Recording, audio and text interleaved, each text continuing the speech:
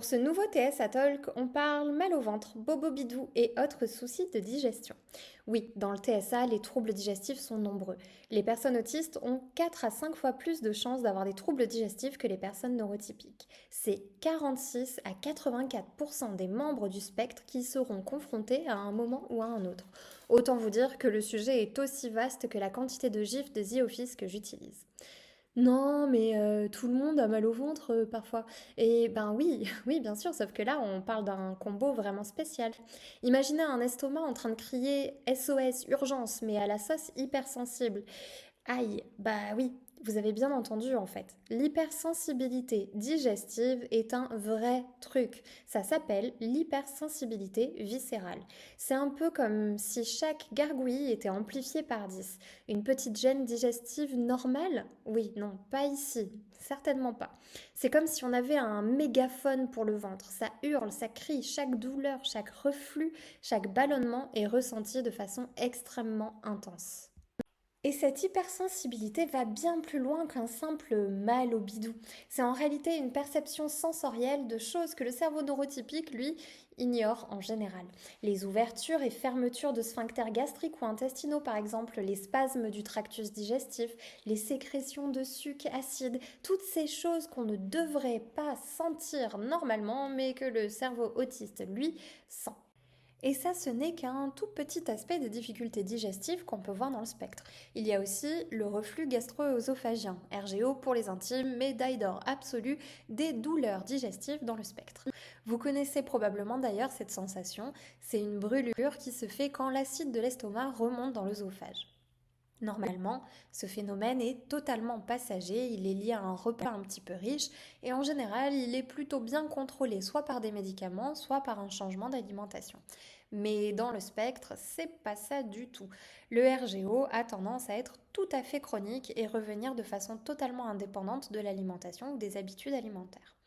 Si on se plonge dans la littérature médicale, finalement, on nous propose deux pistes d'explication pour comprendre à quoi est dû ce RGO autistique. Donc je vais vous donner les pistes d'explication et ensuite ce que j'en pense. Spoiler, pas terrible. Vous savez que le système digestif est contrôlé en grande partie par le système nerveux autonome, on dit SNA.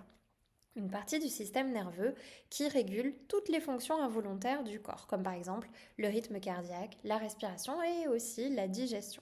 Ce SNA est lui-même divisé en deux branches principales, le système parasympathique qui stimule la digestion et le repos, et le système sympathique qui est activé lors des situations de stress, c'est la fameuse réaction de combat ou de fuite.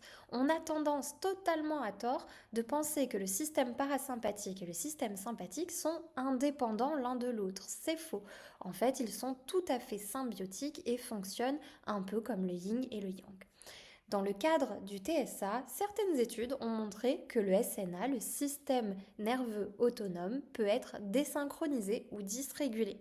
En gros, ça veut dire que les signaux nerveux qui contrôlent les actions involontaires de la digestion, comme par exemple l'ouverture et la fermeture du sphincter œsophagien inférieur, en fait c'est la petite valve qui empêche l'acide de remonter de l'estomac vers l'œsophage, eh bien ça a prouvé que ces actions involontaires ne fonctionnaient pas de façon optimale. Si la valve par exemple reste ouverte trop longtemps ou ne se ferme pas correctement, ça permet à l'acide gastrique de remonter dans l'œsophage et ça provoque ce fameux RGO. La deuxième explication au RGO autistique, selon la littérature médicale, tenez-vous bien, ce serait une réponse inappropriée au stress. Ha ha ha. Comment ça? Les autistes seraient sensibles au stress? Eh bien, merci, oui, on savait. À mon sens, cette notion de SNA dysrégulé est certes une des pistes évoquées par certaines études, mais c'est excessivement simpliste et ça néglige certains aspects déjà pourtant avérés par la science. Ici, on confond franchement cause et conséquence. Rappelez-vous, petite parenthèse, que le SNA ne gère pas que le digestif, mais aussi la sphère respiratoire et cardiaque. Suivez-moi dans un petit exercice de logique pure. Vous connaissez l'existence du système nerveux entérique. Le tractus digestif, lui aussi, contient des neurones. Ce sont essentiellement des neurones sensoriels présents pour détecter les divers paramètres de la digestion, la tension de la paroi intestinale, la composition chimique des nutriments, etc., etc.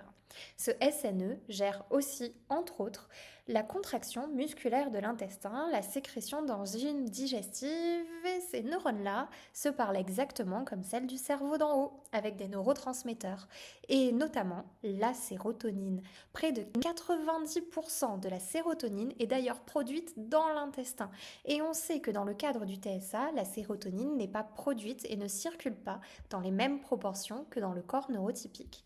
Et ce SNE, ce fameux système nerveux entérique, est autonome, c'est-à-dire qu'il communique certes avec le cerveau central via le nerf vague, mais il fonctionne de façon totalement autonome. Donc non, une dysfonction du nerf vague n'entraînerait pas de difficultés digestives, parce que le SNE est justement conçu pour fonctionner tout seul. De temps en temps, les actions sympathiques du système sympathique, les moments de stress vont ralentir la digestion, mais en rien altérer le fonctionnement du SNE, simplement le ralentir.